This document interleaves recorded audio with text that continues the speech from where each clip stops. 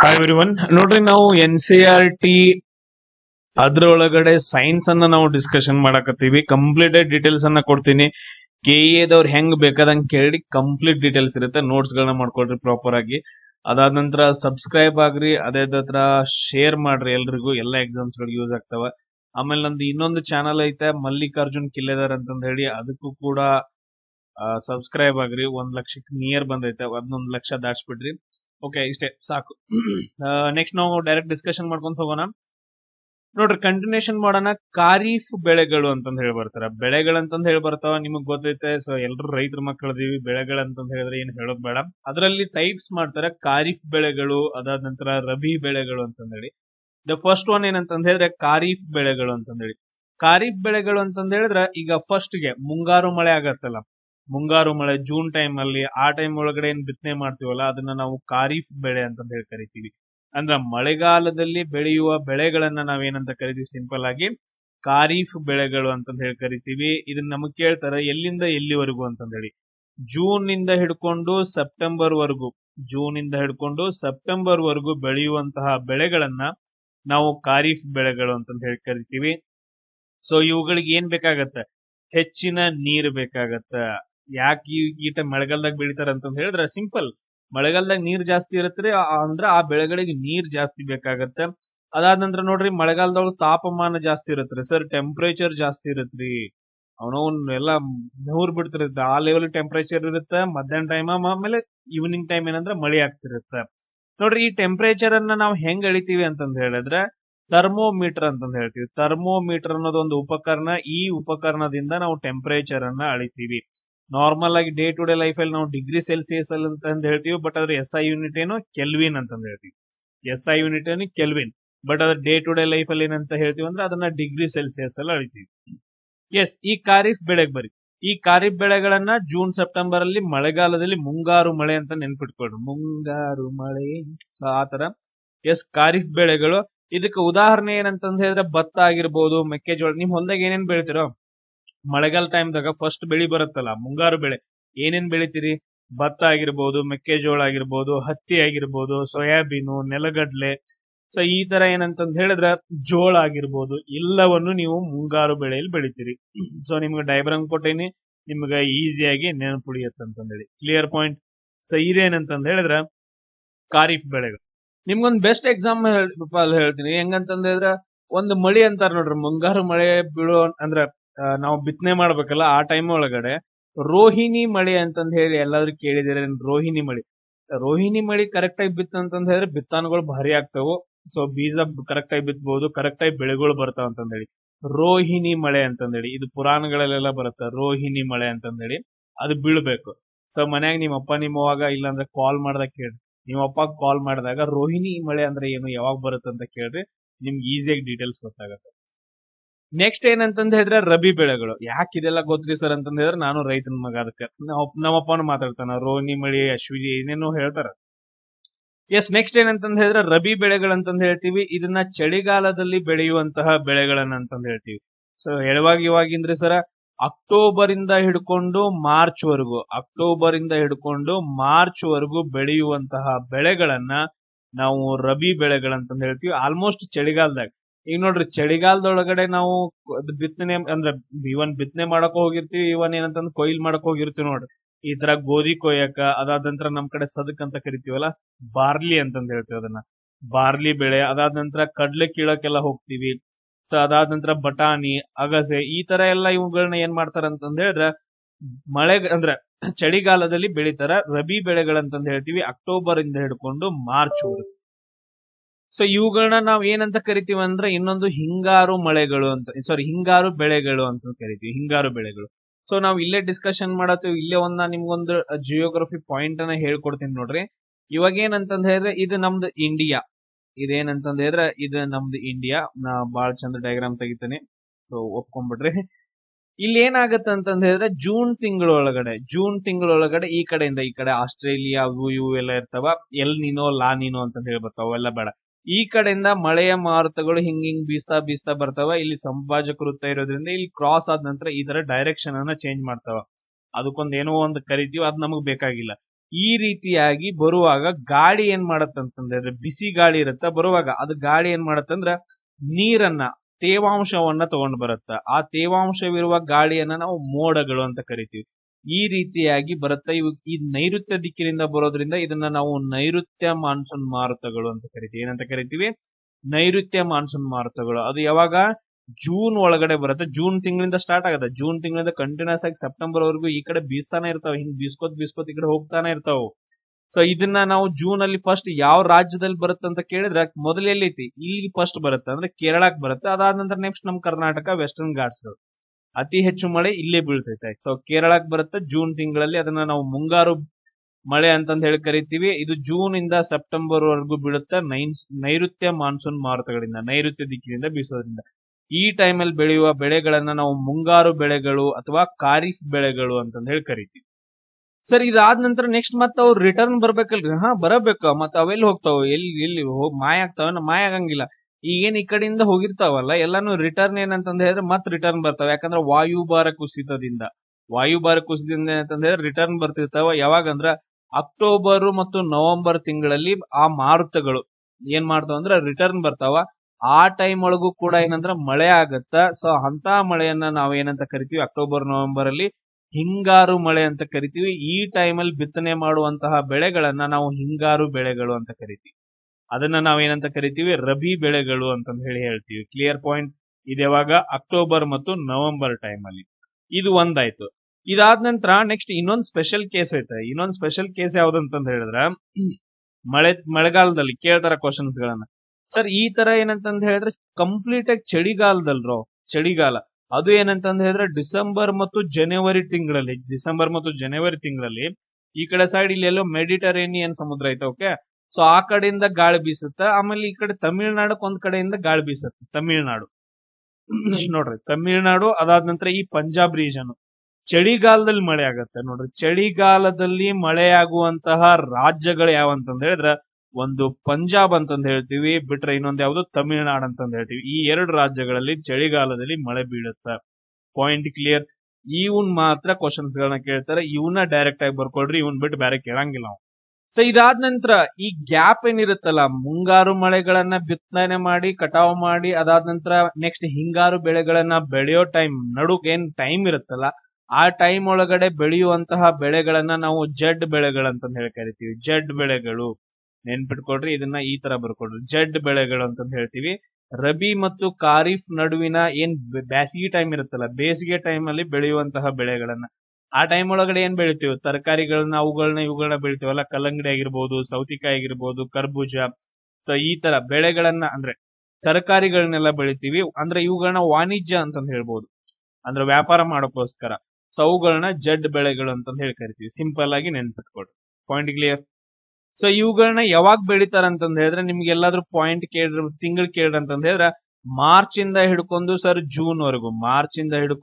June ವರೆಗೂ ಬೆಳೆಯುವಂತಹ ಬೆಳೆಗಳನ್ನ ನಾವು ಜಡ್ ಬೆಳೆಗಳು ಅಂತಂದ್ ಹೇಳಿ ಕರಿತೀವಿ. ನಾವೆಲ್ಲ ರೈತರು ಏನ್ ಮಾಡ್ತೀವಿ ಅಂತಂದ್ ಹೇಳಿದ್ರೆ ಈ ಟೈಮ್ ಒಳಗಡೆ ಏನು ಬರಂಗಿಲ್ಲ ಅಂತಂದ್ ಹೇಳಿ ನಾವು ದನಗಳಿಗೆ ಮೇವಿನ ಬೆಳೆಗಳನ್ನ ಹಾಕ್ತಿವಿ. ನಾವೇನ್ ಮಾಡ್ತೀವಿ ಅಂದ್ರೆ ದನಗಳಿಗೆ ಮೇವು ಅಂತಂದ್ ಹಾಕ್ಬಿಟ್ಟು ಹೊಲದಲ್ಲಿ ಬಿತ್ತನೆ ಮಾಡಿ ಅದನ್ನ ಕಟಾವ್ ಮಾಡ್ಕೊಂತೀವಿ. ಆಮೇಲೆ ಕೆಲವೊಂದ್ ಜನ ತರಕಾರಿಗಳನ್ನ ಬೆಳಿತಾರ ಆ ಟೈಮ್ ಒಳಗಡೆ. ನೋಡ್ರಿ ನೆಕ್ಸ್ಟ್ ಇನ್ನೊಂದು ಪಾಯಿಂಟ್ ಅನ್ನ ನಾವ್ ಇಲ್ಲಿ ಡಿಸ್ಕಷನ್ ಮಾಡ್ಬೇಕು, ಎರೆಹುಳ ಅಂತಂದೇಳಿ. ಎರೆಹುಳ ಅದಾದ ನಂತರ ಇನ್ನೊಂದ್ ಏನ್ ಕರಿತೀವಿ ಅಂದ್ರೆ ಹ್ಯೂಮಸ್ ಅಂತಂದ್ ಹೇಳಿ ಕರಿತೀವಿ. ಇನ್ನು ಕನ್ನಡದಾಗ ಬರೋಣ ಹ್ಯೂಮಸ್ ಅಂತಂದ್ ಹೇಳಿ ಕರಿತೀವಿ. ಸಿಂಪಲ್ ಆಗಿ ಹೇಳ್ತೀನಿ, ಹ್ಯೂಮಸ್ ಅಂತಂದ್ ಹೇಳಿದ್ರೆ ಏನಂತಂದ್ ಹೇಳಿದ್ರೆ ನಾವು ಕಥಾ ಅಂತ ಕರಿತೀವಿ. ನೋಡ್ರಿ ಗೊಬ್ಬರ ಅಂತ ಕರಿತೀವಲ್ಲ, ಕಂಪ್ಲೀಟ್ ಆಗಿ ಕೊಳ್ತಿರ್ಬೇಕು ಗೊಬ್ಬರ. ನಾವೇನಂದ್ರೆ ತಿಪ್ಪೆ ಒಳಗಡೆ ಈ ತರ ನಮ್ದು ಏನಂತಂದ್ರೆ ತಿಪ್ಪೆ ಇರುತ್ತೆ, ಸಗಣಿ ತಂದೋಗಿತೀವಿ, ಕಸ ತಂದೋಗಿತೀವಿ. ಆಮೇಲೆ ನೆಕ್ಸ್ಟ್ ಮಳೆಗಾಲದಲ್ಲಿ ನೀರ್ ಬೀಳುತ್ತೆ ಅದ್ರಲ್ಲಿ, ಆಮೇಲೆ ಬೇಸಿಗೆ ಕಾಲದಾಗ ಬಿಸಿಲು ಬೀಳುತ್ತೆ. ಆಮೇಲೆ ಅದ್ರ ಒಳಗಡೆ ಏನಿರ್ತಾವ? ಏನಿರ್ತಾವ ಅಂತಂದ್ ಹೇಳಿದ್ರೆ ಈ ತರ ಎರೆಹುಳುಗಳಿರ್ತಾವ. ಎರೆಹುಳುಗಳು ಏನ್ ಮಾಡ್ತಾವ ಅಂತಂದ್ ಹೇಳಿದ್ರೆ ಆ ಕಸವನ್ನ ತಿಂದ ಹಿಂದ್ಗಡೆಯಿಂದ ಅವು ಮಣ್ಣನ್ನ ಟಾಯ್ಲೆಟ್ ಮುಖಾಂತರ ಹೊರಗೆ ಹಾಕ್ತಾವ. ಅದ ಏನಂತಂದ್ ಹೇಳಿದ್ರೆ ಅದನ್ನ ನಾವು ಹ್ಯೂಮಸ್ ಅಂತಂದ್ ಕರಿತೀವಿ. ಈಗ ನೋಡ್ರಿ ತಿಪ್ಪೆ ಒಳಗಡೆ ಗೊಬ್ಬರ ಇರುತ್ತೆ. ಎಲ್ಲಾ ಗೊಬ್ಬರ ಏನಂತಂದ್ ಹೇಳಿದ್ರೆ ಕೊಳಿಬೇಕ್ರಿ, ಅದು ಕೊಳ್ತಿರ್ಬೇಕು. ಕೊಳತ್ ಯಾವ ಕಲರ್ ಆಗಿರ್ಬೇಕಂದ್ರೆ ಬ್ಲಾಕ್ ಕಲರ್ ಆಗಿರ್ಬೇಕು. ನೋಡಿದಿರಿ ನೀವು ಕಥ ತುಂಬುವಾಗ, ಕಥ ಹಾಕುವಾಗ ನೀವು ಕೆಳಗಡೆ ಏನಂತಂದ್ ಹೇಳಿದ್ರೆ ಬ್ಲಾಕ್ ಕಲರ್ ಆಗಿರುತ್ತೆ, ಕೊಳತು ಕರಿ ಮಣ್ಣಿನ ತರ ಆಗಿರುತ್ತೆ. ಸೊ ಅದು ತುಂಬಾ ಪೋಷಕಾಂಶಗಳನ್ನ ಹೊಂದಿರುತ್ತೆ. ಅದನ್ನ ನಾವ್ ಏನಂತ ಕರಿತೀವಿ ಅಂದ್ರೆ ಹ್ಯೂಮಸ್ ಅಂತಂದ್ ಕರಿತೀವಿ. ಅದನ್ನ ಏನಂತ ಕರಿತೀವಿ ಅಂದ್ರೆ ಹ್ಯೂಮಸ್ ಅಂತ ಕರಿತೀವಿ. ಇದನ್ನ ಕ್ವಶನ್ ಒಳಗಡೆ ಕೇಳ್ತಾರೆ. ಇಲ್ಲಿ ಐತ್ ನೋಡ್ರಿ, ನಿಮ್ಗೆ ಕಾಣಿಸ್ತಿರ್ಬೇಕು. ಸೊ ಅದಕ್ಕೋಸ್ಕರ ಹ್ಯೂಮಸ್ ಅನ್ನ ರೆಡಿ ಮಾಡುತ್ತಾ, ಗೊಬ್ಬರಗಳನ್ನ ರೆಡಿ ಮಾಡುತ್ತಾ, ಪೋಷಕಾಂಶಗಳನ್ನ ಕೊಡುತ್ತ ಅಂತಂದೇಳಿ ನಾವು ಎರೆಹುಳವನ್ನ ನಾವು ಏನಂತ ಕರಿತೀವಿ? ರೈತನ ಮಿತ್ರ ಅಂತಂದ್ ಹೇಳಿ ಕರಿತೀವಿ. ರೈತನ ಮಿತ್ರ ಅಂತಂದ್ ಹೇಳಿ ಕರಿತೀವಿ. ಈಗ ನಿಮ್ಮ ಅಪ್ಪಗಳಿಗೆಲ್ಲ ಅವ್ರಿಗೆಲ್ಲ ಗೊತ್ತಿರ್ತೈತೆ ಎರೆಹುಳುಗಳು ಬಹಳ ಅಂದ್ರೆ ಬಹಳ ಉಪಯೋಗ ಅಂತಂದ್ ಹೇಳಿ. ಅವದನ್ನ ಕೊಲ್ಲಂಗಿಲ್ಲ ಅವ್ರ. ಎಲ್ರ ಕಾಲಾಗ್ ಬಂದು ಏನ್ರ ಕಸ ತೆಗಿಯುವಾಗ ಅಥವಾ ಗಳೆ ಹೊಡಿಯುವಾಗ ಅಂದ್ರ ಕುಂಟೆ ಹೊಡಿಯುವಾಗೆಲ್ಲ ಬಂದು ಅಂತಂದ್ರೆ ಅವ್ನ ಸೈಡ್ ತೆಗೆದು ಬಿಡ್ತಾರ, ಅಲ್ಲೇ ಒಗಿತಾರ ಅಷ್ಟೇ, ಕೊಲ್ಲಾಗಿಲ್ಲ ಅವನ. ನೀವೇನ್ ಮಾಡ್ಬೇಕಂತಂದ್ರೆ ಅಂತವೆಲ್ಲ ಹಿಡ್ಕೊಂಬಂದ್ ಮಳೆಗಾಲದಾಗ ಹಿಡ್ಕೊಂಬಂದ್ ಏನ್ ಮಾಡ್ಬೇಕಂದ್ರೆ ತಿಪ್ಪೆ ಒಳಗ್ ಬಿಡ್ಬೇಕು. ಆ ತಿಪ್ಪೆ ಒಳಗಿನ ಕಸ ಎಲ್ಲ ಏನಾಗತ್ತ? ಕೊಳತ್ ಹೋಗತ್ತ. ಈಗೇನ್ ಇಲ್ಲಿವರೆಗೂ ನಾವು ಡಿಸ್ಕಷನ್ ಮಾಡಿದ್ವಲ್ಲ, ಈಗೇನ್ ರಸಗೊಬ್ಬರ ಬಂತು, ಇದೇನ್ ಗೊಬ್ಬರ ಬಂತು, ಇದನ್ನ ನಾವ್ ಏನಂತ ಕರಿತೀವಿ ಅಂದ್ರೆ ಸಾವಯವ ಗೊಬ್ಬರ ಅಂತ ಕರಿತೀವಿ. ಇವಾಗೇನ್ ನಾವು ಕೊಳತಂತಹ ಸಸ್ಯಗಳ ಅಥವಾ ಜೀವಿಗಳ ಅವುಗಳದ್ದು ವೇಸ್ಟ್ ಇರುತ್ತಲ್ಲ, ಅವುಗಳಿಂದ ಯೂಸ್ ಮಾಡ್ಕೊಂಡು ಕೆಲವೊಂದು ಬ್ಯಾಕ್ಟೀರಿಯಾಗಳು, ಎರೆಹುಳುಗಳು ಅವೆಲ್ಲ ಸೇರಿ ಏನ್ ಮಾಡ್ತಾವ ಅಂತಂದ್ ಹೇಳಿದ್ರೆ ಒಂದು ಫಲವತ್ತಾದಂತಹ ಗೊಬ್ಬರವನ್ನ ರೆಡಿ ಮಾಡ್ತಾವ. ಅವುಗಳನ್ನ ನಾವು ಸಾವಯವ ಗೊಬ್ಬರಗಳಂತ ಕರಿತೀವಿ. ಅವು ನೈಸರ್ಗಿಕ ಜೈವಿಕ ಗೊಬ್ಬರ ಆಗಿರುತ್ತೆ. ಈಗ ನೋಡ್ರಿ, ದನಗಳು ಹಾಕುವಂತಹ ಶಗಣಿಯಿಂದ ಆಗಿರ್ಬಹುದು, ಕರೆಕ್ಟ್. ಅದಾದ ನಂತರ ನೆಕ್ಸ್ಟ್ ಈಗ ಗಿಡಗಳ ಎಲೆಗಳಿಂದ ಬಂದಿರಬಹುದು. ಸೊ ಈ ತರ ಡಿಫ್ರೆಂಟ್ ಆಗಿ ಬರ್ತಾವ. ತ್ಯಾಜ್ಯ ವಸ್ತುಗಳ ವಿಘಟನೆ ಆಗಿ ಅಲ್ಲಿ ಏನಾಗತ್ತಂದ್ರ ಹ್ಯೂಮಸ್ ಅಂತಂದ್ ಹೇಳಿ ರಚನೆ ಆಗತ್ತ. ಈಗೇನ್ ಗೊಬ್ಬರ ಅಂತೀವಲ್ಲ, ನಾರ್ಮಲ್ ಆಗಿ ಗೊಬ್ಬರ ಅಂತ ಕರಿತೀವಿ, ಬಟ್ ಅದ್ರ ಅತಿ ಹೆಚ್ಚು ಪೋಷಕಾಂಶಗಳನ್ನು ಒಳಗೊಂಡಂತಹ ಪೋಷಕಾಂಶಗಳು ಅತಿ ಹೆಚ್ಚಾಗಿರ್ತಾವ. ಅಂತಹ ಒಂದು ಫಲವತ್ತಾದ ಗೊಬ್ಬರವನ್ನ, ಮಣ್ಣನ್ನ ನಾವೇನಂತ ಕರಿತೀವಿ ಅಂದ್ರೆ ಹ್ಯೂಮಸ್ ಅಂತಂದ್ ಹೇಳಿ ಕರಿತೀವಿ. ಈ ಹ್ಯೂಮಸ್ ಎಲ್ಲಾದ್ರೂ ಮಣ್ಣಿನ ಜೊತೆ ಎಲ್ಲ ಸೇರ್ಕೊಂತಂತಂದ್ರೆ ಆ ಮಣ್ಣನ್ನು ಕೂಡ ಮೃದುಗೊಳಿಸುತ್ತ. ಅದಕ್ಕೋಸ್ಕರ ಮಣ್ಣಿನ ರಚನೆ ಚೆನ್ನಾಗಾಗತ್ತ ಅಂತಂದ್ ಹೇಳ್ತೀವಿ. ಏನಂತ ಕರಿತೀವಿ? ಮಣ್ಣಿನ ರಚನೆ. ಅಂದ್ರ ನಾವು ಇಂಗ್ಲಿಷ್ನ್ಯಾಗ ಸಾಯಿಲ್ ಟೆಕ್ಸ್ಚರ್ ಅಂತಂದ್ ಕರಿತೀವಿ. ಸಾಯಿಲ್ ಟೆಕ್ಸ್ಚರ್ ಅಂತಂದ್ ಕರಿತೀವಿ. ಅಂದ್ರ ಮಣ್ಣಿನ ರಚನೆ ತುಂಬಾ ಮೃದುವಾಗತ್ತ. ಅದು ಬೆಳೆಗಳಿಗೆ ತುಂಬಾ ಯೂಸ್ ಆಗತ್ತೆ. ಈಗ ನೋಡ್ರಿ, ನಿಮ್ಗೆ ಹೆಂಗ ಖಾರ ಹತ್ತಿದಾಗ ಸ್ವೀಟ್ ಕೊಟ್ಟಂಗ ಹೆಂಗ್ ಮಜಾ ಅನ್ಸತ್ತೆ, ಮಸ್ತ್ ಐತ ಅಂತ ಹಿಂಗ ಅನಿಸ್ತೈತಲ್ಲ. ಸೊ ಅದೇ ತರ ಮರಗಳಿಗೂ ಕೂಡ, ಸಸ್ಯಗಳಿಗೂ ಕೂಡ ಇಂತ ಹ್ಯೂಮಸ್ ಇರುವಂತಹ ಸಾಯಿಲ್ ಸಿಕ್ತು ಅಂತಂದ್ರೆ ಅವಾಗ ಮಜಾನ ಹಬ್ಬ ಮಾಡ್ಕೊಂಡ್ಬಿಡ್ತಾವ. ಅಷ್ಟು ಚೆನ್ನಾಗಿ ಬೆಳಿತಾವ ಅಂತಂದ್ ಹೇಳಿ ಸಿಂಪಲ್ ಆಗಿ ಹೇಳ್ಬೇಕಂದ್ರೆ. ಆಮೇಲೆ ನೀರು ಹಿಡಿತವನ್ನ, ಅಂದ್ರ ನೀರ್ನ ಹಿಡ್ಕೋಬೇಕಲ್ಲ, ಆ ಮಣ್ಣು ನೀರನ್ನ ಹಿಡ್ಕೋಬೇಕು, ಬಾಳ ದಿನದವರೆಗೂ ಹಿಡ್ಕೋಬೇಕು. ಆಮೇಲೆ ಬಹಳಷ್ಟು ಹಿಡ್ಕೋಬೇಕು. ಅಂದ್ರೆ ನೀರಿನ ಹಿಡಿತ ಅಂತಂದ್ ಹೇಳಿದ್ರೆ ಸಿಂಪಲ್ ಆಗಿ ಹೇಳ್ಬೇಕಂದ್ರೆ ವಾಟರ್ ರಿಟೆನ್ಷನ್ ಕೆಪಾಸಿಟಿ ಅಂತ ಕರಿತೀವಿ. ನೀರಿನ ಹಿಡಿತ ಅಥವಾ ಇಂಗ್ಲಿಷ್ನಾಗ ವಾಟರ್ ರಿಟೆನ್ಷನ್ ಕೆಪಾಸಿಟಿ. ನೀರನ್ನ ಹಿಡಿದುಕೊಳ್ಳುವಂತಹ ಕೆಪಾಸಿಟಿ ಏನಂದ್ರ ಜಾಸ್ತಿ ಆಗತ್ತ ಯಾವಾಗ ಹ್ಯೂಮಸ್, ಸಾವಯವ ಗೊಬ್ಬರಗಳನ್ನ ಯೂಸ್ ಮಾಡಿದ್ರ. ಅವುಗಳಲ್ಲಿ ಕೆಲವೊಂದು ಪ್ರಕಾರ ಬರ್ತಾವ. ಕಾಂಪೋಸ್ಟ್ ಅಂತಂದ್ ಹೇಳಿ ಬರುತ್ತೆ. ಏನ್ ಬರುತ್ತ? ಕಾಂಪೋಸ್ಟ್ ಅಂತಂದ್ ಹೇಳಿ ಬರುತ್ತ. ನಾನು ಈ ತರ ಬರೀತೀನಿ ಇಂಗ್ಲಿಷ್ನಾಗು. ಕಾಂಪೋಸ್ಟ್ ಅಂತಂದ್ ಹೇಳ್ತೀವಿ. ಇದು ತ್ಯಾಜ್ಯ ವಿಘಟಿತ ಗೊಬ್ಬರ ಅಂತಂದ್ ಹೇಳ್ತೀವಿ. ಅಂದ್ರೆ ಈಗ ಜಮೀನುಗಳಲ್ಲಿ ತ್ಯಾಜ್ಯಗಳು ಬೀಳ್ತಾವಲ್ಲ, ಸೊ ಅವುಗಳು ಆಟೋಮೆಟಿಕ್ ಆಗಿ ನೀರು ಮತ್ತು ಗಾಳಿ, ಮಣ್ಣು ಅಂದ್ರ ಎಲ್ಲ ಮಿಕ್ಸ್ ಆಗಿ ಸೂರ್ಯನ ಬೆಳಕಿನಿಂದ ಎಲ್ಲಾ ವಸ್ತುಗಳು ಕೊಳತಂತಹ ಗೊಬ್ಬರವನ್ನ ನಾವ್ ಏನಂತ ಕರಿತೀವಿ ಅಂದ್ರೆ ಕಾಂಪೋಸ್ಟ್ ಗೊಬ್ಬರ ಅಂತ ಕರಿತೀವಿ. ನೋಡ್ರಿ, ಇಲ್ಲಿ ನೀವು ಡಯಾಗ್ರಾಮ್ ನೋಡ್ಬೋದು. ಎಲ್ಲ ಎಲೆಗಳು ಅವು ಇವು ಎಲ್ಲ ಸೇರ್ಬಿಟ್ಟು ಭೂಮಿ ಒಳಗಡೆನೆ ಏನಂದ್ರೆ ಕೊಳತಿತ್ತು ಅಂತಂದ್ ಹೇಳಿದ್ರೆ ಅದನ್ನ ಕಾಂಪೋಸ್ಟ್ ಅಂತ ಕರಿತೀವಿ. ನೆಕ್ಸ್ಟ್ ವರ್ಮಿ ಕಾಂಪೋಸ್ಟ್ ಅಂತ ಕರಿತೀವಿ. ಏನಂತ ಕರಿತೀವಿ? ವರ್ಮಿ ಕಾಂಪೋಸ್ಟ್ ಅಂತಂದ್ ಹೇಳಿ, VERMI, vermi compost. Vermi compost ಅಂತಂದ್ ಹೇಳಿದ್ರೆ ಸೇಮ್ ಅದೇ ತ್ಯಾಜ್ಯ ವಸ್ತುಗಳು ಬೇಗ ಕೊಳಿಬೇಕಂತಂದ್ ಹೇಳಿ ಎರೆಹುಳಗಳನ್ನ, ಆಮೇಲೆ ಕೆಲವೊಂದು ಬ್ಯಾಕ್ಟೀರಿಯಾಗಳನ್ನ ಯೂಸ್ ಮಾಡ್ಕೊಂಡು ನಾವೆಲ್ಲಾದ್ರೂ ಗೊಬ್ಬರವನ್ನ ತಯಾರಿಸಿದ್ವಿ ಅಂತಂದ್ ಹೇಳಿದ್ರೆ ಅವುಗಳನ್ನ ನಾವು ವರ್ಮಿ ಕಾಂಪೋಸ್ಟ್ ಅಂತಂದ್ ಹೇಳಿ ಕರಿತೀವಿ. ಆಮೇಲೆ ನೆಕ್ಸ್ಟ್ ಹಸಿರೆಲೆ ಗೊಬ್ಬರ ಅಂತಂದ್ ಹೇಳಿ ಬರುತ್ತೆ, ಗ್ರೀನ್ ಮ್ಯಾನ್ಯೂರ್ ಅಂತಂದ್ ಹೇಳಿ. ಇದನ್ನ ಎಲ್ಲಾರು ಮನ್ಯಾಗ ಮಾಡಿರ್ತಾರ ಅಪ್ಪಗಳೆಲ್ಲ. ಈಗ ನೋಡ್ರಿ, ಅವ್ರು ಏನ್ ಮಾಡ್ತಾರ ಅಂತಂದ್ ಹೇಳಿದ್ರೆ, ಈಗ ಬಿತ್ತನೆ ಮಾಡ್ಬೇಕಂತಂದ್ ಇರುತ್ತೆ. ಬಿತ್ತನೆ ಮಾಡೋಕ್ಕಿಂತ ಮುಂಚೆ ಏನ್ ಮಾಡ್ತಾರ ಅಂತಂದ್ ಹೇಳಿದ್ರೆ ಸೆಣಬನ್ನ ಬೆಳಿತಾರ. ಸೆಣಬು, ಅದಾದ ನಂತರ ನೆಕ್ಸ್ಟ್ ಡಯಾಂಚ ಅಂತಂದ್ ಹೇಳಿ ಬರುತ್ತೆ. ಸೆಣಬಿನ ತರಾನ ಬರುತ್ತೆ ಇದು ಕೂಡ. ಮೇನ್ ಎಕ್ಸಾಂಪಲ್ ಸೆಣಬ್ ಅಂತ ತಗೊಳ್ಳಿ. ಈ ಜೂಟು ಅಥವಾ ಸೆಣಬನ್ನ ಬೆಳೆದ್ ಏನ್ ಮಾಡ್ತಾರ ಅಂದ್ರೆ ಅದು ಹೂ ಬಿಡೋಕ್ಕಿಂತ ಮುಂಚೆನ ರೋಟರ್ ಹೊಡೆದ್ ಬಿಡ್ತಾರ. ರೋಟರ್ ಹೊಡೆದ್ಬಿಟ್ಟು ಅದನ್ನ ಸಣ್ಣ ಸಣ್ಣ ಪುಡಿ ಮಾಡಿ ಭೂಮಿಯಲ್ಲಿ ಮಿಕ್ಸ್ ಮಾಡಿಬಿಡ್ತಾರ. ಅಂತಹ ಗೊಬ್ಬರನ ನಾವು ಹಸಿರೆಲೆ ಗೊಬ್ಬರ ಅಥವಾ ಗ್ರೀನ್ ಮ್ಯಾನ್ಯೂರ್ ಅಂತಂದ್ ಹೇಳಿ ಕರಿತೀವಿ. ಇಲ್ಲಿ ನೋಡ್ರಿ, ಇಲ್ಲಿ ನೋಡ್ರಿ ಬೆಸ್ಟ್ ಎಕ್ಸಾಂಪಲ್ ಗ್ರೀನ್ ಮ್ಯಾನ್ಯೂರ್. ಈ ತರ ಸೆಣಬನ್ನ ಬೆಳೆದ್ಬಿಟ್ಟು ರೋಟರ್ ಹೊಡೆದ್ಬಿಟ್ಟು ಸೊ ಅವುಗಳನ್ನ ಪುಡಿ ಮಾಡಿಬಿಡ್ತೀವಿ. ಇವಾಗ ಮಣ್ಣು ಏನಂತಂದ್ ಹೇಳಿದ್ರೆ ಹ್ಯೂಮಸ್ ಜಾಸ್ತಿ ಆಗತ್ತೆ. ಅದಾದ ನಂತರ ನೆಕ್ಸ್ಟ್ ಬರೋದು ಕೊಟ್ಟಿಗೆ ಗೊಬ್ಬರ ಅಂತ ಕರಿತೀವಿ. ಏನಂತ ಕರಿತೀವಿ? ಕೊಟ್ಟಿಗೆ ಗೊಬ್ಬರ ಅಂತ ಕರಿತೀವಿ. ಫಾರ್ಮ್ ಆಡ್ ಮ್ಯಾನ್ಯೂರ್ ಅಂತ ಹೇಳಿ ಇಂಗ್ಲಿಷ್ನಾಗ ಬೇಡ, ಇದನ್ನ ಕನ್ನಡದಾಗ ನೆನ್ಪಿಟ್ಕೊಡ್ರಿ. ಕೊಟ್ಟಿಗೆ ಗೊಬ್ಬರ ಶಗಣಿಯಿಂದನೋ ಅಥವಾ ಹಸುಗಳ ಮೂತ್ರದಿಂದನೋ ಅದ್ರ ಜೊತೆಗೆ ಹಸಿ ಕಸವನ್ನ ಮಿಕ್ಸ್ ಮಾಡಿ ತಿಪ್ಪೆ ಒಳಗಡೆ ಹಾಕಿ ಅದೆಲ್ಲಾದ್ರೂ ಕೊಳತಿತ್ತು ಅಂದ್ರ ಅದನ್ನ ನಾವು ಶಗಣಿ ಗೊಬ್ಬರ ಅಂತ ಕರಿತೀವಿ. ಈ ತರ ಡಿಫ್ರೆಂಟ್ ಆಗಿ ಮಾಡ್ತೀವಿ. ಎದ್ರೊಳಗ ಸಾವಯವ ಗೊಬ್ಬರದ ಒಳಗಡೆ. ಕ್ಲಿಯರ್? ಅದಾದ ನಂತರ ನೆಕ್ಸ್ಟ್ ನೋಡ್ರಿ, ಈಗ ರಸಗೊಬ್ಬರಗಳು ಅಂತಂದ ಹೇಳಿ ಇನ್ನೊಂದು ಫರ್ಟಿಲೈಸರ್ಸ್ ಅಂತಂದ್ ಬರ್ತಾವ, ಕೆಮಿಕಲ್ ಅಂತಂದ್ ಹೇಳ್ತೀವಿ, ಕೆಮಿಕಲ್ ಫರ್ಟಿಲೈಸರ್ಸ್ ಅಂತಂದ ಹೇಳಿ ಇನ್ನೊಂದು. ಇವುಗಳನ್ನ ಎಲ್ಲಿ ತಯಾರು ಮಾಡ್ತಾರ? ಕೈಗಾರಿಕೆಗಳು. ಸರ್ ಮತ್ತೆ ಎಲ್ಲಿ ಮನ್ಯಾಗ ತಯಾರು ಮಾಡ್ತಾರನ್ರಿ? ಕೈಗಾರಿಕೆ ಒಳಗಡೆನೆ ಏನ್ ಮಾಡ್ತಾರಂದ್ರೆ ಇವುಗಳನ್ನ ತಯಾರು ಮಾಡ್ತಾರ. ಇವನ್ನ ನಾವೇನಂತ ಕರಿತೀವಿ ಅಂದ್ರೆ ಅಜೈವಿಕ ರಾಸಾಯನಿಕ ಲವಣಗಳು ಅಂತಂದ್ ಹೇಳ್ತೀವಿ. ಇದ್ರೊಳಗಡೆ ಹ್ಯೂಮಸ್ ಇರಂಗಿಲ್ಲ. ಇದ್ರೊಳಗಡೆ ಏನಿರಂಗಿಲ್ಲ?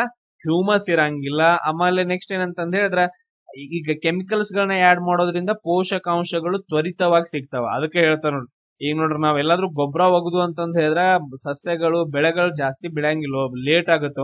ಒಂದ್ ತಿಂಗಳು ಬೇಕಾಗುತ್ತೆ ಅವ್ ಹತ್ಬೇಕಂತ. ಅದ ನೀವು ಗೊಬ್ಬರ ಹೋಗಿ ಯೂರಿಯಾ ಹೋಗಿ ಒಂದ್ 5-6 ದಿನದಾಗ ಅಂದ್ರ ಅವು ಎದ್ ನಿಲ್ತಾವ ಅಂತಂದ್ ಹೇಳಿ ಹಿಂಗ್ ಮಾತಾಡ್ತಾರಲ್ಲ ಅಪ್ಪುಗಳೆಲ್ಲ, ರೈತರೆಲ್ಲ. ಸೊ ಅದು ಮೇನ್, ಪೋಷಕಾಂಶಗಳು ತ್ವರಿತವಾಗಿ ಸಿಗ್ತಾವ. ಬಟ್ ಆದ್ರೆ ಇವು ನೀರ್ನಾಗ ಸುಲಭವಾಗಿ ಕರಗ್ತಾವ. ಯಾಕಂತಂದ್ ಹೇಳಿದ್ರೆ ಇವು ನೀರಿನಾಗೆ ಸುಲಭವಾಗಿ ಕರಗೋದ್ರಿಂದ ಯಾವ್ದಾದ್ರು ಸಸ್ಯಗಳಿಗೆ ಈಸಿಯಾಗಿ ಏನಂತಂದ ಹೇಳಿದ್ರೆ ಸಿಕ್ಬಿಡ್ತಾವ. ಬೇಗ ಏನಂದ್ರೆ ಬೆಳವಣಿಗೆ ಹೊಂದತ್ತ. ಬಟ್ ಆದ್ರೆ ಇದರಿಂದ ತುಂಬಾ ಇಫೆಕ್ಟ್ ಆಗತ್ತ. ಇದರಿಂದ ಏನಾಗತ್ತ? ತುಂಬಾ ಅಂದ್ರೆ ತುಂಬಾ ಇಫೆಕ್ಟ್ ಆಗತ್ತ. ಅವುಗಳನ್ನ ನಾವು ನೋಡೋಣ ಈಗ. ಸೊ ಅದಕ್ಕಿಂತ ಮುಂಚೆ ಏನ್ ಅಫೆಕ್ಟ್ ಆಗುತ್ತೆ ಅದಕ್ಕಿಂತ ಮುಂಚೆ ನಾವು ಯಾವ ಗೊಬ್ಬರಗಳನ್ನ ಬಳಸ್ತೀವಿ ಅಂತಂದ ಹೇಳಿದ್ರೆ ನೋಡ್ರಿ, ಇವು ಅಷ್ಟ ಇರ್ತಾವ, NPK ಗೊಬ್ಬರಗಳಂತಂದ್ ಹೇಳ್ತೀವಿ. NPK. ಸೊ ಒಂದ್ ಏನಿರುತ್ತೆ ಸರ್, ಅದ್ರೊಳಗಡೆ ನೈಟ್ರೋಜನ್ ಇರುತ್ತೆ. ಏನಿರುತ್ತೆ? ನೈಟ್ರೋಜನ್ ಇರುತ್ತೆ. ಇನ್ನೊಂದು ಫಾಸ್ಫರಸ್ ಅಂತಂದ್ ಹೇಳಿ, ರಂಜಕ, ಇದು ಸಾರಜನಕ, ರಂಜಕ, ಪೊಟ್ಯಾಷಿಯಂ ಅಂತಂದ್ ಹೇಳಿ NPK ಗೊಬ್ಬರಗಳು ಅಂತಂದ್ ಹೇಳ್ತೀವಿ. ತುಂಬಾ ಇಂಪಾರ್ಟೆಂಟ್. ಈಗ ಫಾರ್ ಎಕ್ಸಾಂಪಲ್ ಯೂರಿಯಾ ತಗೊಳ್ರಿ. ಬೆಸ್ಟ್ ಎಕ್ಸಾಂಪಲ್ ಏನಂದ್ರೆ ನಮ್ಗೆ ಎಲ್ರಿಗೂ ಗೊತ್ತೈತ್ರಿ ಸರ್, ರಸಗೊಬ್ಬರಗಳಲ್ಲಿ ಯೂರಿಯಾ ಅಂತಂದ್ ಹೇಳ್ತೀವಿ.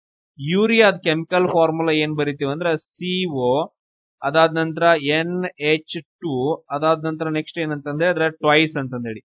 ಸೊ ಇದೇನೈತಲ್ಲ ಇದನ್ನ ನಾವೇನಂತ ಕರಿತೀವಿ ಅಂದ್ರೆ ಯೂರಿಯಾದ ಫಾರ್ಮುಲಾ ಅಂತ ಕರಿತೀವಿ, ಕೆಮಿಕಲ್ ಫಾರ್ಮುಲಾ. ಇದ್ರ ಒಳಗಡೆ 46% ರಷ್ಟು ಏನ್ ಬಳಸ್ತಾರೆ ಅಂದ್ರೆ ನೈಟ್ರೋಜನ್ ಅನ್ನ ಬಳಸ್ತಾರ. ಎಷ್ಟು? 46% ರಷ್ಟು ನೈಟ್ರೋಜನ್ ಅನ್ನ ಬಳಸ್ತಾರ. ಇವನ್ನ ಎಕ್ಸಾಮ್ಸ್ ಅಲ್ಲಿ ಕೇಳಿದಾರ. ಅದಾದ ನಂತರ ನೆಕ್ಸ್ಟ್ ಫಾಸ್ಫರಸ್ ಅನ್ನು ಕೂಡ ಬಳಸ್ತಾರ. ಈಗ ನೋಡ್ರಿ, SSP ಅಂತಂದ್ ಹೇಳಿ ಬರುತ್ತೆ, SSP ಅಂತಂದ್ ಹೇಳಿ, ಸಿಂಗಲ್ ಸೂಪರ್ ಫಾಸ್ಫೇಟ್ ಅಂತಂದ್ ಹೇಳಿ SSP. ಅದಾದ ನಂತರ ಇನ್ನೊಂದ್ ಬರುತ್ತೆ ನೋಡ್ರಿ, DAP ಅಂತಂದ್ ಹೇಳಿ. ಸರ್ ನಾವು ಬೆಳೆಗಳಿಗೆ DAP ಉಗಿಬೇಕ್ರಿ ಅಂತಂದ್ ಹೇಳಿ. ಈಗ ನಾವು ಯೂರಿಯಾ ಹೋಗುದು ಅಂತಂದ್ ಹೇಳಿದ್ರ ಈಗ ಸುಟ್ಟಂತ ಗಿಡಗಳೆಲ್ಲ ನೆಟ್ಟಗ್ ಬೆಳಿತಾವ್ರಿ. DAP ಹೋಗುದು ಅಂತಂದ್ ಹೇಳಿದ್ರೆ ಸ್ವಲ್ಪ ಎತ್ತರ ಬೆಳಿತಾವ್. ಏನೇನೋ ಹೇಳ್ತಾರಲ್ಲ, ನನಗ ಅಷ್ಟೊಂದು ಗೊತ್ತಿಲ್ಲ. ಯಾಕಂದ್ರೆ ನಾವು ಹೊರಗದನಿ, ಹೊಲ್ದಾಗ ಜಾಸ್ತಿ ಕೆಲಸ ಮಾಡಿಲ್ಲ, ನಮ್ ತಮ್ಮ ಮಾಡಿದಾನ. ನಿಮ್ಗೆಲ್ರು ಗೊತ್ತೈತಿ ರೈತರ ಮಕ್ಕಳು. ನೀವು ಮನಿಗ್ ಕಾಲ್ ಮಾಡಿ ಕೇಳ್ರಿ, ಯಾವ್ಯಾವ ಗೊಬ್ಬರಗಳನ್ನ ಹೋಗದ್ರೆ ಅವು ಹೆಂಗ್ ಬೆಳಿತಾವ. ಒಂದೊಂದ್ ಏನಾದ್ರು ಎದಕ್ ಬೆಳಿತಾವ ಅಂದ್ರೆ ಉದ್ದ ಬೆಳೆಯಕ್ ಬೆಳಿತಾರ. ಅದಾದ ನಂತರ ನೆಕ್ಸ್ಟ್ ಇನ್ನೊಂದ್ ಏನ್ ಬೆಳಿತಾರ ಅಂತಂದ್ ಹೇಳಿದ್ರೆ ಕಾಳು ಜಾಸ್ತಿ ಆಗ್ಬೇಕಂತಂದ್ ಹೇಳಿ ಬೆಳಿತಾರ, ಅಂದ್ರೆ ಗೊಬ್ಬರ ಹೋಗಿತಾರ. ಅವು ಯಾವ್ಯಾವ ಅಂತ ಕೇಳ್ಬಿಟ್ಟು ನನಗೆ ಕಮೆಂಟ್ಸ್ ಅಲ್ಲಿ ಹಾಕ್ರಿ. ಬಹಳ ಜನರಿಗೆ ಯೂಸ್ ಆಗತ್ರೋ. ಎಲ್ರು ರೈತರ ಮಕ್ಕಳಿದ್ರೆ ಕಂಪ್ಲೀಟ್ ಆಗಿ ಕಮೆಂಟ್ಸ್ ಗಳನ್ನ ಹಾಕ್ಬೇಕು ಕೇಳಿ. ಸುಳ್ಳು ಹಾಕಕ್ ಹೋಗ್ಬೇಡ್ರಿ. ನಿಮ್ಗೆ ಏನು ಗೊತ್ತಿಲ್ಲ ಅಂದ್ರೆ ಅಪ್ಪಗಳನ್ನ ಕೇಳ್ಬಿಟ್ಟು ಹಾಕ್ರಿ. DAP ಅಂತಂದ್ ಹೇಳಿದ್ರೆ ಇದನ್ನ ನಾವ್ ಏನಂತ ಕರಿತೀವಿ ಅಂದ್ರೆ ಡೈ ಅಮೋನಿಯಂ. ನೋಡ್ರಿ ಏನಂತ ಕರಿತೀವಿ? ಡೈ ಅಮೋನಿಯಂ ಫಾಸ್ಫೇಟ್ ಅಂತಂದ್ ಹೇಳಿ ಕರಿತೀವಿ. DAP ಇದು ನಾವು ಎಲ್ಲಾ ಕಡೆ ಯೂಸ್ ಮಾಡಿದೀವ್ರಿ, ಬಟ್ ಅದ್ರ ಹಂಗಂದ್ರೆ ಗೊತ್ತಿಲ್ಲ ಅಷ್ಟ. ಡೈ ಅಮೋನಿಯಂ ಫಾಸ್ಫೇಟ್ ಅನ್ನ ನಾವು DAP ಅಂತ ಕರಿತೀವಿ. ಇದ್ರೊಳಗಡೆ ಫಾಸ್ಫರಸ್ ಜಾಸ್ತಿ ಇರುತ್ತ. ಯೂರಿಯಾದಲ್ಲಿ ನೈಟ್ರೋಜನ್ ಜಾಸ್ತಿ ಇದ್ರ DAP ಮತ್ತು SSP ಒಳಗಡೆ ಏನ್ ಜಾಸ್ತಿ ಇರುತ್ತ? ಎಸ್, ಫಾಸ್ಫರಸ್ ಜಾಸ್ತಿ ಇರುತ್ತೆ. ಅದಾದ ನಂತರ ನೆಕ್ಸ್ಟ್ ಇನ್ನೊಂದ್ ಬರುತ್ತೆ ನೋಡ್ರಿ, ಪೊಟ್ಯಾಷಿಯಂ ಅಂತಂದ್ ಹೇಳಿ, K ಅಂತಂದ್ ಹೇಳ್ತೀವಿ. ಇದು ರೋಗ ನಿರೋಧಕ ಶಕ್ತಿಯನ್ನ ಜಾಸ್ತಿ ಮಾಡುತ್ತೆ. ನಾ ಒಂದೊಂದಾಗಿ ಹೇಳ್ತೀನಿ. ಇದು ರೋಗ ನಿರೋಧಕ ಶಕ್ತಿಯನ್ನ ಜಾಸ್ತಿ ಮಾಡುತ್ತೆ. ಬೆಳೆಗಳಿಗೆ ರೋಗ ನಿರೋಧಕ ಶಕ್ತಿಯನ್ನ ಜಾಸ್ತಿ ಮಾಡ್ತಾವ. ಅದಾದ ನಂತರ ಧಾನ್ಯಗಳ ತೂಕವನ್ನ ಜಾಸ್ತಿ ಮಾಡೋಕೆ ಪೊಟ್ಯಾಶ್ ಅನ್ನ ಯೂಸ್ ಮಾಡ್ತಾರೆ. ಪೊಟ್ಯಾಶ್ ಅಂತಂದ್ ಹೇಳಿ ಸಪರೇಟ್ ಆಗಿ ಬಂದ್ಬಿಡುತ್ತೆ. ಅದು ಒಂದು ಗೊಬ್ಬರ ಚೀಲ ಸಪರೇಟ್ ಆಗಿ ಬರುತ್ತೆ. ಅದಾದ ನಂತರ ಈಗ ನಾವು ಫಾಸ್ಫರಸ್ ಯೂಸ್ ಮಾಡಿದ್ವಲ್ರಿ ಸರ್, DAP SSP ಅಂತಂದ್ ಹೇಳಿ. ಇವುಗಳು ಏನಂತಂದ್ ಹೇಳಿದ್ರೆ ಬೇರುಗಳು. ಈಗ ಬೇರುಗಳು ಏನಂತಂದ್ ಹೇಳಿದ್ರೆ ಬಲವಾಗಿ ಬೆಳೆಯೋಕೆ, ಅಂದ್ರೆ ಈಗ ಗಾಳಿ ಬಂದ್ರೆಲ್ಲ ಹಾರೋಗಿ ಬೀಳ್ಬಾರ್ದು, ಗಿಡ ಮಡ್ಸ್ಕೊಂಡ್ ಬೀಳ್ಬಾರ್ದು ನೀರ್ ಹಾಸಿದ ನಂತರ ಅಂತಂದ್ ಹೇಳಿ. ಬೇರುಗಳು ಚೆನ್ನಾಗಿ ಬೆಳಿಬೇಕು ಅಂತಂದ್ ಹೇಳಿ ಏನ್ ಮಾಡ್ತಾರಂತಂದ್ ಹೇಳಿದ್ರೆ ಫಾಸ್ಫರಸ್ ಅನ್ನ ಬೆಳಿತಾರ. ಅದಾದ ನಂತರ ಹೂವು ಮತ್ತು ಹಣ್ಣುಗಳನ್ನ ಜಾಸ್ತಿ ಬೀಳ್ಬೇಕು. ಈಗ ನೋಡ್ರಿ, ಹೂ ಹಣ್ಣು ಬಿಟ್ಟ ನಂತರ ಅವೆಲ್ಲ ಏನಂತ ಒಂದ್ ಟೈಮ್ ಆದ ನಂತರ ಬೀಳಾಕ್ ಹಿಡಿತಾವ ಕೆಳಗಡೆ, ತಂತನ ಆಟೋಮೆಟಿಕ್ ಆಗಿ ಬಾಡ್ ಬಿಟ್ಟು ಬೀಳಾಕ್ ಹಿಡಿತಾವ. ಆತರ ಆಗ್ಬಾರ್ದಂತಂದ್ ಹೇಳಿ ಫಾಸ್ಫರಸ್ ಇರುವಂತ ಗೊಬ್ಬರಗಳನ್ನ ಬಳಸ್ತಾರ. ಅದಾದ ನಂತರ ನೆಕ್ಸ್ಟ್ ಇನ್ ನೈಟ್ರೋಜನ್ ಎಲ್ಲ ಐತಲ್ಲ, ನೈಟ್ರೋಜನ್ ಏನಂತಂದ್ರೆ ಕಂಪ್ಲೀಟ್ ಗ್ರೋತ್ಗೋಸ್ಕರ. ಬೆಳೆಗಳ ಬೆಳವಣಿಗೆಗೋಸ್ಕರ ಎಲೆ ಕಾಂಡಗಳಾಗಿರ್ಬೋದು, ಅವು ಶೀಘ್ರವಾಗಿ ಎಲೆಗಳಾಗಿರ್ಬೋದು, ಅದಾದ ನಂತರ ಕಾಂಡಗಳಾಗಿರ್ಬೋದು, ಇವೆಲ್ಲ ಶೀಘ್ರವಾಗಿ ಬೆಳಿಬೇಕಂತಂದ ಹೇಳಿ ಯೂರಿಯಾವನ್ನ ಬಳಸ್ತಾರ. ಈ ಎಲ್ಲಾ ಪಾಯಿಂಟ್ಸ್ ಗಳನ್ನ ಪ್ರಾಪರ್ ಆಗಿ ನೀವು ನೆನ್ಪಿಟ್ಕೋಬೇಕು. ಇದಾದ ನಂತರ ಸರಿ ಇನ್ನು ನೆಕ್ಸ್ಟ್ ಇನ್ನೇನಾಗತ್ರಿ, ಇವುಗಳನ್ನೆಲ್ಲ ಬಳಸ್ರೆ ಓಕೆ ಬೆಳೆಗಳು ಚೆನ್ನಾಗಿ ಬರ್ತಾವ್ರಿ, ಬಟ್ ಅದ್ರ ಸೈಡ್ ಇಫೆಕ್ಟ್ ಆಗತ್ತೆ. ಯಾಕಂದ್ರೆ ಕೆಮಿಕಲ್ಸ್ ಗಳನ್ನ ಯೂಸ್ ಮಾಡೋದ್ರಿಂದ ಎಲ್ಲದಕ್ಕೂ ಸೈಡ್ ಇಫೆಕ್ಟ್ ಆಗೇ ಆಗತ್ತಲ್ಲ. ಏನೇನ್ ಸೈಡ್ ಇಫೆಕ್ಟ್ ಆಗತ್ತೆ ಅಂತಂದ ಹೇಳಿದ್ರ, ಫಸ್ಟ್ ಒನ್ ಅಸಿಡಿಟಿ ಅಂತಂದ ಹೇಳ್ತೀವಿ. ಅಸಿಡಿಟಿ ಅಂತಂದ ಹೇಳಿದ್ರ ಮಣ್ಣಿನ ಫಲವತ್ತತೆ, ಮಣ್ಣಿನ ಆಮ್ಲೀಯತೆ ಅಂತಂದ ಹೇಳ್ತೀವಿ. ಮಣ್ಣಿನ ಆಮ್ಲೀಯತೆ. ಅದಾದ ನಂತರ ನೆಕ್ಸ್ಟ್ ಇನ್ನೊಂದ್ ಯಾವ್ದಂತಂದ ಹೇಳಿದ್ರೆ ಕ್ಷಾರೀಯತೆ ಅಂತಂದ ಹೇಳ್ತೀವಿ. ಕ್ಷಾರೀಯತೆ ಅಂತಂದ ಹೇಳಿದ್ರೆ ಇದು ಅಸಿಡ್. ಅದಾದ ನಂತರ ಇದನ್ನ ನಾವು ಅಲ್ಕಲೈನ್ ಅಂತಂದ ಹೇಳ್ತೀವಿ. ಇದು ತುಂಬಾ ಇಂಪಾರ್ಟೆಂಟ್, ಅಲ್ಕಲೈನಿಟಿ ಅಂತಂದ ಹೇಳಿ. ಕ್ಷಾರೀಯತೆ ಮತ್ತು ಆಮ್ಲೀಯತೆ ಅಂತಂದ ಹೇಳಿ, ಮಣ್ಣಿನೊಳಗಡೆ ಈಗ ಮಣ್ಣು ಹುಳಿ ಹುಳಿ ಆಗಿರ್ಬೇಕು. ಮಣ್ಣು ಏನಂತಂದ ಹೇಳಿದ್ರೆ ಒಂಥರ ಕಹಿ ಆಗಿರ್ಬೇಕು. ತಿಂದ್ ನೋಡಕ್ ಹೋಗ್ಬೇಡ್ರಿ, ಅದು ರೈತರಿಗೆ ಗೊತ್ತಿರುತ್ತೆ. ಸೊ ಇವೇನಂತಂದ ಹೇಳಿದ್ರೆ ಇವುಗಳನ್ನ ಯೂಸ್ ಮಾಡೋದ್ರಿಂದ ಕಮ್ಮಿ ಆಗಿಬಿಡತ್ತೆ. ಸೊ ಅವುಗಳ ಫಲವತ್ತತೆ ಏನಂತಂದ ಹೇಳಿದ್ರೆ ನಾಶ ಆಗ್ಬಿಡತ್ತೆ.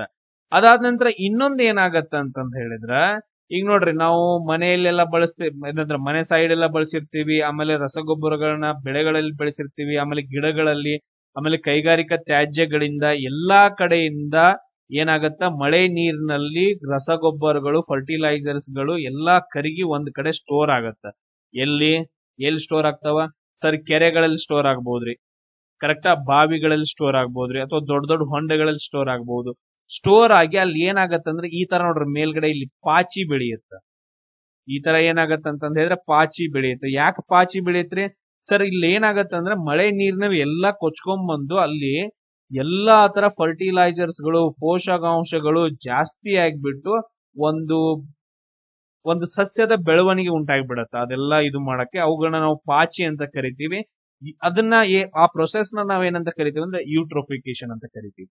ಅಂದ್ರೆ ಹೊಲದಲ್ಲಿರೋದು ಅಥವಾ ಬೇರೆ ಕಡೆಯಲ್ಲಿರೋದು, ಕೈಗಾರಿಕೆಗಳಲ್ಲಿರುವಂತಹ ಎಲ್ಲಾ NPK ಫರ್ಟಿಲೈಸರ್ಸ್ ಗಳು, ಎಲ್ಲಾ ತರದ ಪೋಷಕಾಂಶಗಳು ಮಳೆ ಆದಾಗ ಹರಿದು ಬಂದು ಕೆರೆಗಳಲ್ಲಿ ಸ್ಟೋರ್ ಆಗಿ, ಅಲ್ಲಿ ಏನಾಗತ್ತ, ಸ್ಟೋರ್ ಆಯ್ತು ಅಂತಂದ ಹೇಳಿದ್ರೆ ರಸಗೊಬ್ಬರಗಳು, ಪೋಷಕಾಂಶಗಳು ಜಾಸ್ತಿ ಆಗಿಬಿಡ್ತಾವ ನೀರಿನಲ್ಲಿ. ಅವಾಗ ಮೇಲ್ಗಡೆಗೆ ಏನಂತಂದ ಹೇಳಿದ್ರೆ ಪಾಚಿ ಬೆಳೆಯುತ್ತೆ. ಏನ್ ಬೆಳೆಯುತ್ತ? ಪಾಚಿ ಬೆಳೆಯುತ್ತ. ಅದನ್ನ ನಾವು ಏನಂತ ಕರಿತೀವಿ? ಯೂಟ್ರೋಫಿಕೇಶನ್ ಅಂತಂದ ಹೇಳಿ ಕರಿತೀವಿ. ಇದನ್ನ ಕ್ವಶನ್ ಕೇಳಿದಾರ, ಪ್ರಾಪರ್ ಆಗಿ ನೆನ್ಪಿಟ್ಕೊಡ್ರಿ. ನೆಕ್ಸ್ಟ್ ನೋಡ್ರಿ, ಅದೇ ರೀಸನ್ಗೋಸ್ಕರ ಈ ಕೆಲವೊಂದ್ ಜನರು ಏನ್ ಮಾಡ್ತಾರ ಅಂತಂದ ಹೇಳಿದ್ರ ಚೇಂಜಸ್ ಮಾಡ್ತಾರ. ಈಗ ಬೆಳೆಗಳ ಪರಿವರ್ತನೆಯನ್ನ ಮಾಡ್ತಾರ. ಬೆಳೆಗಳ ಪರಿವರ್ತನೆ ಅಂತಂದ ಹೇಳಿ. ಬೆಳೆಗಳ ಪರಿವರ್ತನೆ ಅಂತಂದ ಹೇಳಿದ್ರೆ ಏನು ಸರ್? ಒಂದ್ ಟೈಮ್ ಏನ್ ಮಾಡ್ತಾರ ಅಂತಂದ ಹೇಳಿದ್ರ, ಈಗ ಮುಂಗಾರು ಬೆಳೆ ಒಳಗಡೆ ಇಲ್ಲಿ ಏನ್ ಮಾಡ್ತಾರ, ಜೋಳಗಳನ್ನ ಬೆಳಿತಾರ್ರಿ, ಅಥವಾ ಮೆಕ್ಕೆಜೋಳ ಬೆಳಿತಾರ. ಜೋಳ ಅಥವಾ ಮೆಕ್ಕೆಜೋಳ ಅಥವಾ ಹತ್ತಿ, ಸೊ ಈ ತರ ಥಿಂಗ್ಸ್ ಗಳನ್ನ ಬೆಳಿತಾರ್ರಿ. ಸೊ ಬೆಳೆದ ನಂತರ ಏನಾಗತ್ತ ಪ್ರಾಬ್ಲಮ್ ಅಲ್ಲಿ, ಇವೇನ್ ಮಾಡ್ತಾವ ಅಂತಂದ ಹೇಳಿದ್ರ ಸಾರಜನಕವನ್ನ ಜಾಸ್ತಿ ಹೀರ್ಕೊಂತಾವ. ಇವೇನ್ ಮಾಡ್ತಾವ? ಸಾರಜನಕವನ್ನ ಜಾಸ್ತಿ ಹೀರ್ಕೊಂತಾವ. ಪ್ರಾಬ್ಲಮ್ ಆಗತ್ತ. ಭೂಮಿಯಲ್ಲಿರುವಂತ ಎಲ್ಲಾ ಸಾರಜನಕ ಹೀರ್ಕೊಂಡ್ ಏನ್ ಮಾಡ್ತಾವ? ಇವು ಬೆಳೆದು ನಮ್ಗೆ ಬೆಳೆಗಳನ್ನ ಕೊಡ್ತಾವ. ಅದಾದ ನಂತರ ಮಣ್ಣಿನೊಳಗಡೆ ಏನಾಗತ್ತ? ಸಾರಜನಕ ಕಮ್ಮಿ ಆಗ್ಬಿಡತ್ತ. ಸಾರಜನಕದ ಪ್ರಮಾಣ ಏನಂದ್ರೆ ಕಮ್ಮಿ ಆಗತ್ತ. ಅವಾಗ ನೆಕ್ಸ್ಟ್ ಬೆಳೆ ಯಾವುದು? ಹಿಂಗಾರು ಬೆಳೆ ಇರುತ್ತಲ್ಲ. ಈ ಹಿಂಗಾರು ಬೆಳೆ ಒಳಗಡೆ ಏನ್ ಬೆಳಿತಾರ ಅಂತಂದ್ರೆ ಹೇಳಿದ್ರೆ, ಈಗ ಶೇಂಗಾ ಆಗಿರ್ಬೋದು ಅಥವಾ ತೊಗರಿ ಆಗಿರ್ಬೋದು, ಈ ತರ ದ್ವಿದಳ ಧಾನ್ಯಗಳನ್ನ ಬೆಳಿತಾರ.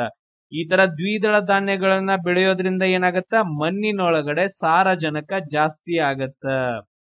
ಮಣ್ಣಿನೊಳಗಡೆ ಏನಂದ್ರೆ ಸಾರಜನಕ ಜಾಸ್ತಿ ಆಗತ್ತ. ಅದು ಹೆಂಗಾಗತ್ತ ಅನ್ನೋದನ್ನ ನಾವು ಮುಂದಿನ ಕ್ಲಾಸ್ ಒಳಗಡೆ ಕಂಟಿನ್ಯೂಷನ್ ಮಾಡೋಣ. ನೆಕ್ಸ್ಟ್ ಕ್ಲಾಸ್ ಅಲ್ಲಿ ಸಿಗೋಣ. ಜೈ ಹಿಂದ್.